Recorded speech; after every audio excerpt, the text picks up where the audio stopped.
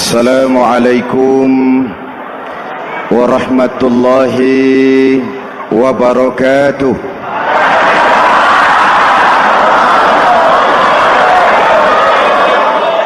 Alhamdulillahi rabbil alamin, wassalatu wassalamu ala ashrafil mursalin, sayyidina wa maulana Muhammadin wa ala alihi wa sahbihi ajma'in, amma ba'du.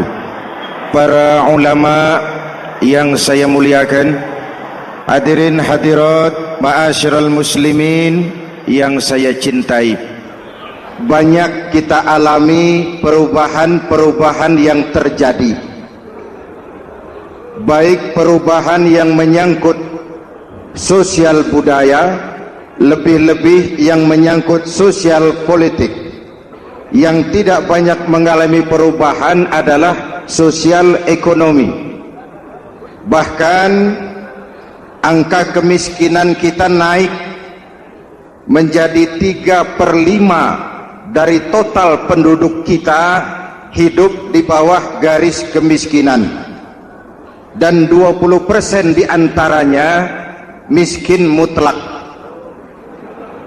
Perubahan-perubahan yang terjadi menyadarkan kita kepada kebenaran Al-Quran ketika Allah menyatakan wa tilkal ayyamu nudawiluha bainan nas. Hari itu kami putar di antara manusia. Ada saat datang, ada waktu pergi, ada hari lahir, ada saat kembali, ada waktu dilantik, ada saat menyerahkan jabatan. Hari kami putar di antara manusia dan hidup cuma sekadar menunggu giliran. Soalnya kemudian di tengah perubahan-perubahan yang terjadi begitu cepat, what must we do now?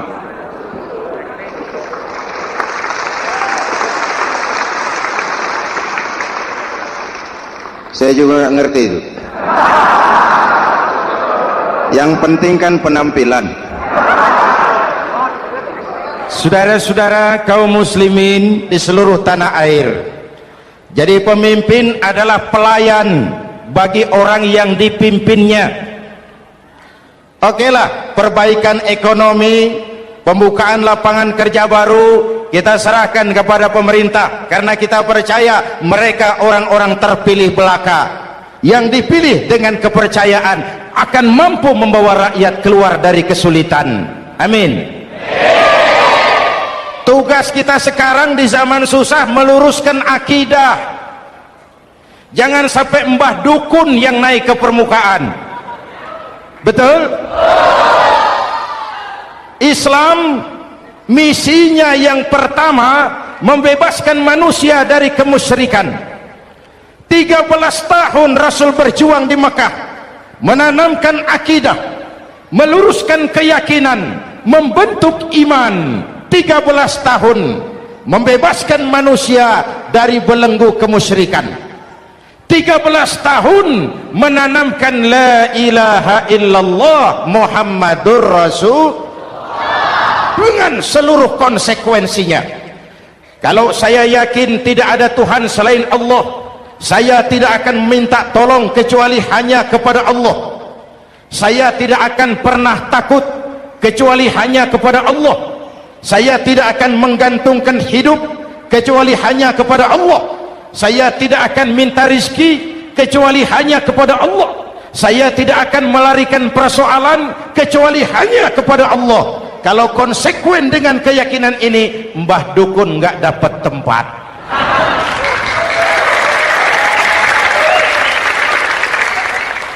Akur? Ayo lihat secara sederhana. Saya sandaran di tiang, tiangnya ambruk, sayanya jatuh.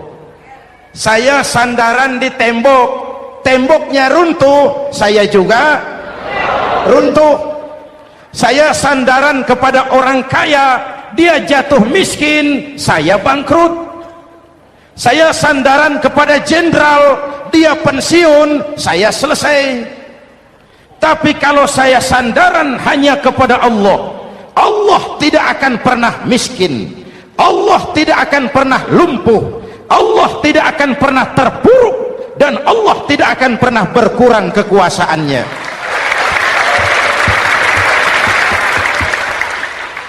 Maka umat Islam, sesulit apapun zaman yang kita hadapi, Allah juga tempat kita bersandar. Jelas? Selama ini kita iman dalam ucapan tapi sekuler dalam perbuatan. Di masjid ada Allah, di kantor Allah tidak ada, maka korupsi merajalela.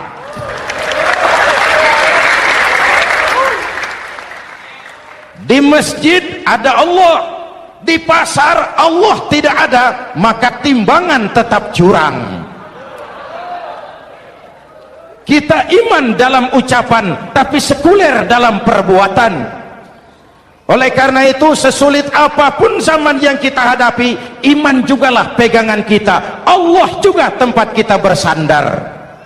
Boleh zaman berubah, akidah jangan sampai goyah, karena iman kita hidup, untuk iman kita berjuang, dan dalam iman kita ingin kembali menghadap Allah Subhanahu.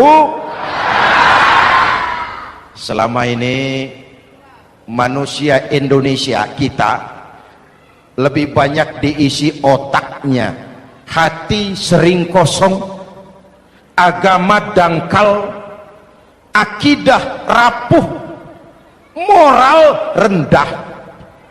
Memang kemudian muncul banyak orang-orang pintar, cuma sayang tidak benar.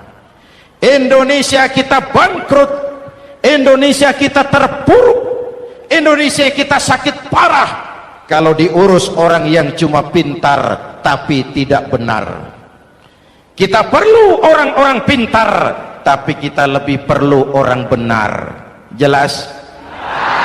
Kalau cuma pintar tapi tidak benar, itu yang sering saya sampaikan, nanti disuruh ngurus beras malah nimbun beras.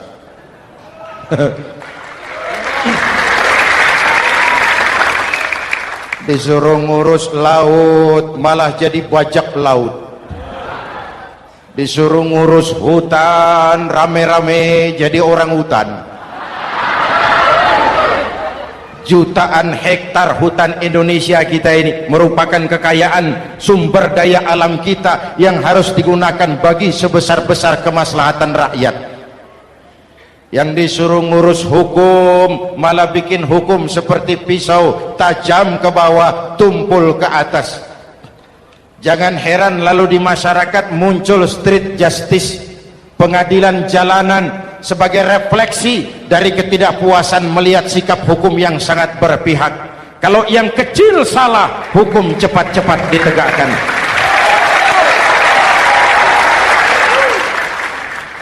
Lihat saja sekarang ini, kalau orang terkenal banyak uang punya masalah, antri yang bela. Betul? Tapi saudara lihat si Marsinah di Jawa Timur, si Sengkon dan Karta di Jawa Barat, si Udin Bernas wartawan Jogja terseok-seok mencari keadilan, sampai hari ini urusannya masih remeng-remeng. Kenapa bisa begitu? Jawabannya sederhana, tidak ada fulus. Ada fulus mulus, tidak ada fulus manfus. Betul? Jangan sampai para penegak hukum kita terjebak pada lagu baru, maju tak gentar membela yang bayar. Biar bertentangan dengan nurani, biar bertentangan dengan public opini, biar bertentangan dengan rasa keadilan. Siapa yang bayar, itulah majikan. Mau benar atau salah, belain terus. Kalau seperti inilah hukum kita, mafioso keadilan akan tetap gentayangan. Hadirin yang saya hormati, 13 tahun beliau berjuang di Mekah, meluruskan keyakinan, memantapkan akidah, meneguhkan iman, Dari situ segalanya dimulai dan ke situ segalanya akan menuju. Intan paling mahal, mutiara paling berharga, tidak lain adalah nilai-nilai keimanan. Kalau itu sudah tergadai, apalagi yang bisa kita banggakan dalam kehidupan ini? Kita merasa harta kita berharga, belum ada artinya ketimbang iman. Kedudukan kita punya nilai pun belum ada artinya ketimbang dengan nilai-nilai keimanan. Itu intan paling mahal, itu mutiara paling berharga. Harta baru ada manfaatnya kalau dilandasi dengan iman. Jabatan dan kedudukan baru terasa gunanya kalau dilandasi dengan keimanan. Kalau jabatan lepas dari iman, yang akan lahir Fir'aun baru. Jelas? Kalau harta terlepas dari iman, yang akan muncul adalah konglomerat korun. Kalau ilmu pengetahuan terlepas dari nilai dasar keimanan, maka yang akan muncul adalah ilmuwan pelacur yang menyalahkan yang benar, membenarkan yang salah untuk kepentingan pribadi. Dan kondisi seperti itu tidak akan membuat kita makin sehat. Oleh karena itu, pada kesempatan ini, pesan pertama saya, menghadapi zaman susah, tetap jaga akidah, tetap pelihara keyakinan. Kesulitan bukan untuk ditakuti, untuk diatasi. Hidup adalah kerja keras, bukan keajaiban. Perubahan tidak akan datang hanya dengan simsalabim abragadabra. Perubahan tidak akan muncul hanya dengan berandai-andai. Perubahan tidak akan turun dari langit seperti turunnya embun di waktu malam. Perubahan adalah kerja keras, sehingga Al-Quran membimbing kita, innallaha la yughayyiru ma biqaumin hatta yughayyiru ma bi anfusihim. Allah tidak akan mengubah keadaan suatu bangsa kalau mereka tidak mau mengubah apa yang ada di dalam diri mereka. Yang ada di dalam diri itu rule of thinking, state of mind, cara kita berpikir, cara kita memandang kehidupan, cara kita mengatasi persoalan. Hadirin yang saya hormati, inilah iman. Berangkat dari ini kita menyadari ini ujian buat kita rakyat. Dan kita rakyat Indonesia ini kalau sama susah sih sudah kenyang. Ya Pak, ya Pak, kita ini sebagai bangsa mengalami apa yang disebut oleh Bung Karno up and down, naik turun, timbul tenggelam, pasang surut. 350 tahun dijajah oleh Belanda, kita susah. Berangkat Belanda masuk Jepang, susah lagi. Pergi Jepang datang nikah, susah lagi. Lalu kita merdeka, dirongrong oleh berbagai pemberontakan, susah lagi. Makan bulgur, antri minyak. Lalu PKI berontak, susah lagi. Muncul orde baru, lama-lama susah lagi. Orde baru selesai, naik reformasi, mulai repot nasi, susah lagi.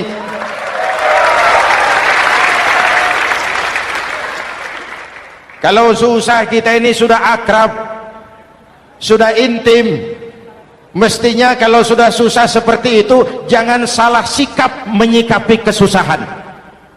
Jangan sampai kita potong kompas, ambil jalan pintas, terjebak menghalalkan segala cara. Itu tidak akan menguntungkan, itu tidak akan menyelesaikan.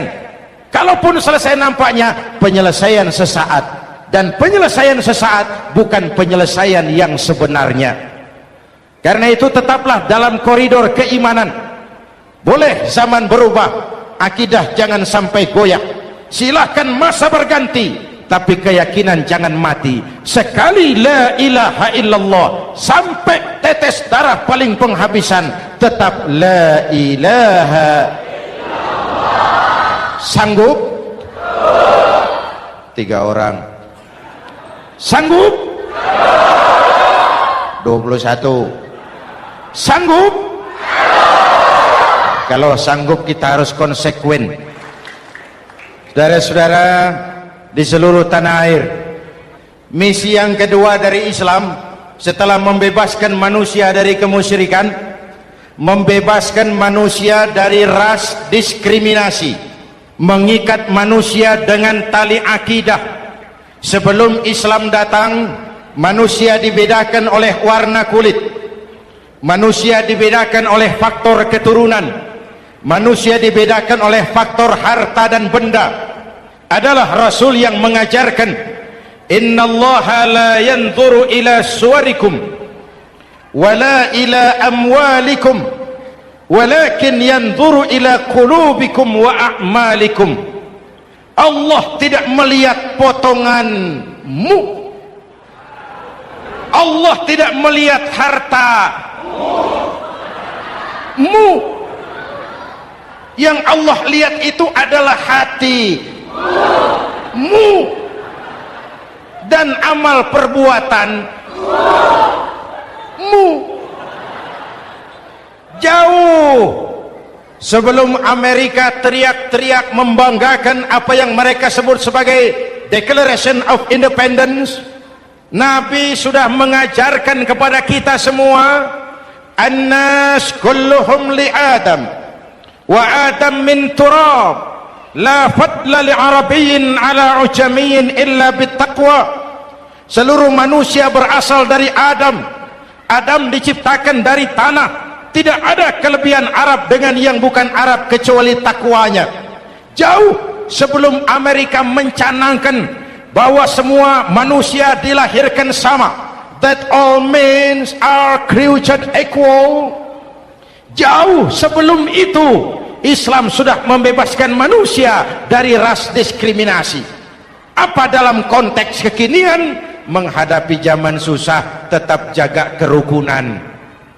Ya Pak, ya Bu, oi Bu, menghadapi zaman susah tetap jaga kerukunan, baik antar umat seagama, antar umat beragama, maupun antar umat beragama dengan pemerintah. Menjaga kerukunan, jangan saling sikat sikut di antara kita. Sebab kalau sudah rukun, saya ajak berhitung, 1 ditambah 1 sama dengan, itu matematika namanya, hasilnya pasti. Tapi angka sosial hasilnya aneh. Saya ubah jadi angka sosial. Ayo kita berhitung lagi. 1 orang takut ditambah 1 orang takut sama dengan 2 orang setengah berani. Kenapa setengah berani? Karena sudah berdua. Tadi kan takut sendiri. Kalau sama-sama takut berkumpul jadi setengah berani. Kalau ditambah 1 orang takut lagi, 1 orang takut ditambah 1 orang takut ditambah 1 orang takut sama dengan 3 orang berani. Kenapa jadi berani? Karena sudah bertiga. Kita yang lemah, kita yang marginal, kita yang dikucilkan, bahkan kita yang dilecehkan, kalau mau rukun kita akan kuat dan tidak bakal dipermainkan orang.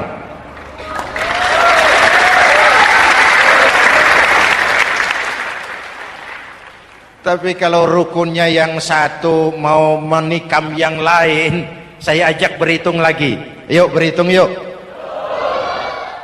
1 ekor ayam ditambah 1 ekor musang sama dengan 1 ekor musang. Kemana ayamnya? Dimakan musang. Betul nggak nih hitungan? Ayo kita hitung lagi. 1 ekor ayam ditambah 1 ekor musang sama dengan 1 ekor musang. Kemana ayamnya? Dimakan musang. Jadi kalau kita suka kumpul dengan orang yang mau makan kita, selesailah kita. Maka kalau merasa kita ini ayam, yuk kumpul sama-sama ayam, pulang ke kandang ayam. Kalau ada ayam kumpul ke kandang musang, itu namanya ayam minum begon. Jelas? Menjaga kerukunan, pertama antar umat seagama, sesama muslim harus saling menjaga, harus saling memelihara. Baik dia muslim yang jadi kapolri, baik dia muslim yang jadi kasat, baik dia muslim yang jadi pengusaha, baik dia muslim yang jadi petani, nelayan, guru, semua komit menjaga semangat kebersamaan, rukun antar umat seagama. Jelas? Jelas? Hadirin yang saya hormati, atas dasar itu saya ingatkan kembali, kita semua ingin persoalan terorisme dilepaskan kaitannya dari agama manapun. Tidak ada kaitannya terorisme dengan Islam, dengan Kristen, dengan Hindu, dengan Buddha. Tidak ada kaitannya terorisme dengan pondok pesantren.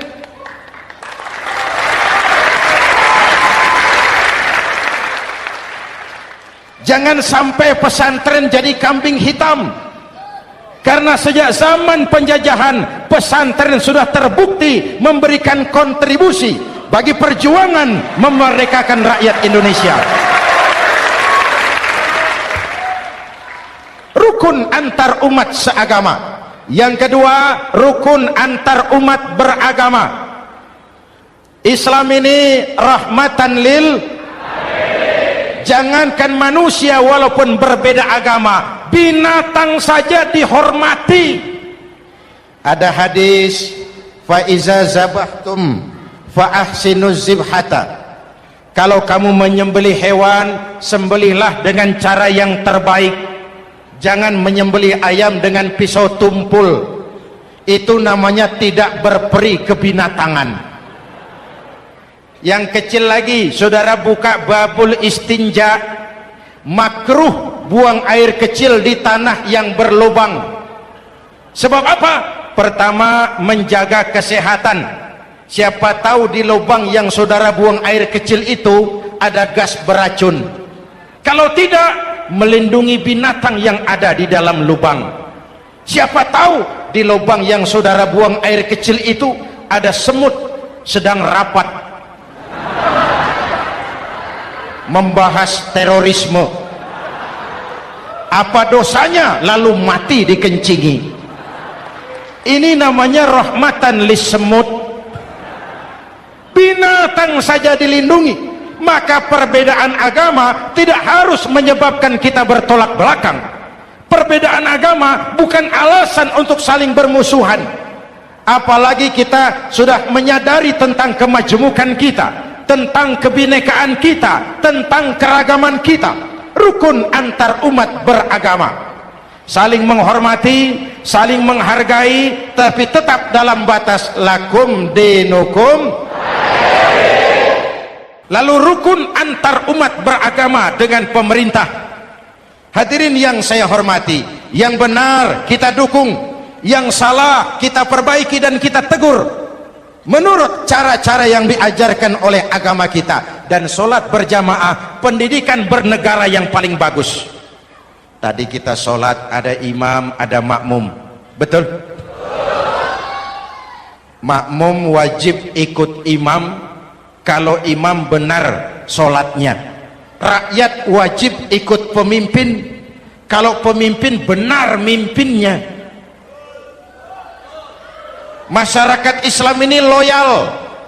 Masyarakat Islam ini bukan pemberontak. Masyarakat Islam ini taat dan setia. Kapan? Kalau imamnya benar. Imam takbir, makmum. Imam ruku, makmum. Imam i'tidal, makmum i'tidal. Imam sujud, makmum. Tapi kalau imam keliru, mestinya imam ruku malah sujud. Salah imam ini. Tegur. Siapa yang wajib negur? Makmum yang saf terdepan. Anggota DPR.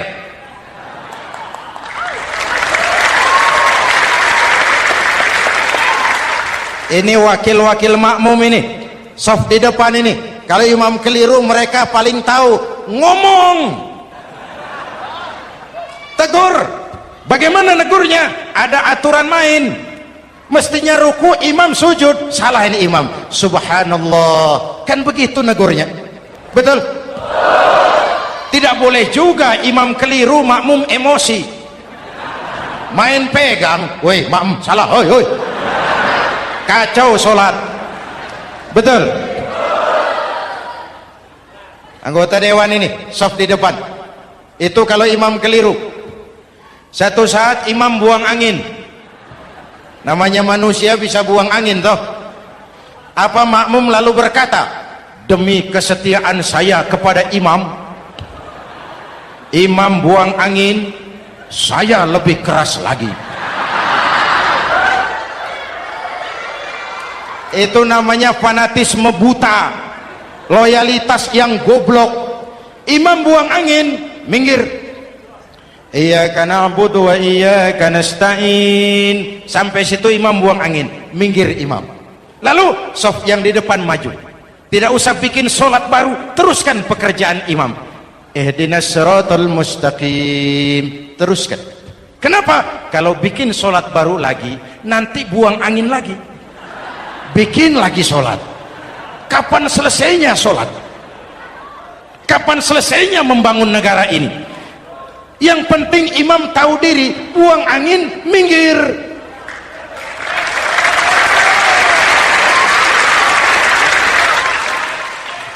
Ini kacaunya sholat berjamaah kita sekarang, kacaunya negeri kita sekarang. Banyak imam sudah buang angin, gengsi. Dia aja merasa nggak punya salah. Dikasih tahu sama makmum, imam tadi buang angin ya, malah jawab sedikit. Apa kalau sedikit lalu tidak batal sholat itu? Mekanisme kehidupan sosial yang diatur lewat tuntunan sholat berjamaah, sehingga Nabi berpesan, kun imaman muta'an au ma'muman muti'an fala takun thalisan jazu'a. Kalau jadi pemimpin, jadilah pemimpin yang ditaati. Kalau jadi makmum, jadilah makmum yang mentaati. Jangan jadi golongan ketiga pemecah belah. Di depan tidak jalan, di belakang takut, ditaruh yang di tengah, di depan didorong, yang belakang ditendang. Ini namanya biang kerok. Saudara-saudara, dari uraian singkat ini saya ambil beberapa catatan pokok. Pertama, kalau ada intan paling mahal, kalau ada mutiara paling berharga dalam hidup kita, itu tidak lain adalah karena keyakinan. Hidup jadi indah, hidup jadi berharga, hidup jadi berarti kalau didasari atas sebuah keyakinan. Dan keyakinan itu tidak lain adalah nilai iman kita, akidah kita kepada Allah Subhanahu wa ta'ala. Yang kedua, tetap menjaga kerukunan. Sesulit apapun zaman yang kita hadapi, kita tetap harus menjaga semangat kebersamaan.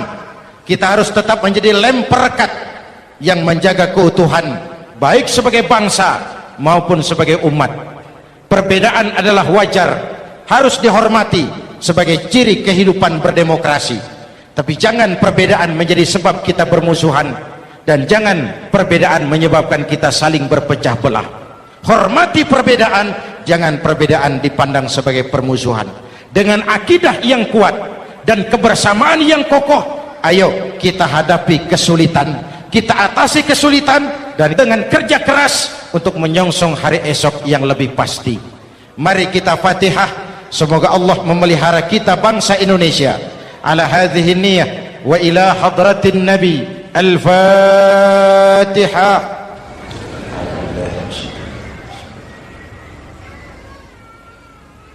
Iyyaka na'budu wa iyyaka nasta'in. Ihdinas siratal mustaqim. Siratal ladzina an'amta 'alaihim. Bismillahirrahmanirrahim. Amin. Alhamdulillahi rabbil alamin. Allahumma salli wa sallim wa barik ala sayyidina Muhammadin wa ala alihi wa sahbihi ajma'in. Allahumma rabbana taqabbal minna salatana wa siyamana wa qiyamana wa takhashu'ana wa ta'abbudana wa tammim taksirana ya arhamar rahimin. Allahumma aslih man fi salahihi salahul muslimin, Allahumma ahlik man fi halakihi salahul muslimin. Allahumma rabbana la tu'akhizna in nasina aw akhtana, rabbana wa la tahmil alaina isran kama hamaltahu ala alladhina min qablina, rabbana wa la tuhammilna ma la taqata lana bih, wa'fu anna waghfir lana warhamna anta maulana fansurna ala alqaumil kafirin. Allahumma ij'alna minas su'ada'il makbulin wa la taj'alna minal ashqiya'il mardudin. Afdalu ma qultuhu ana wan nabiyyuna min qabli, la ilaha illallah.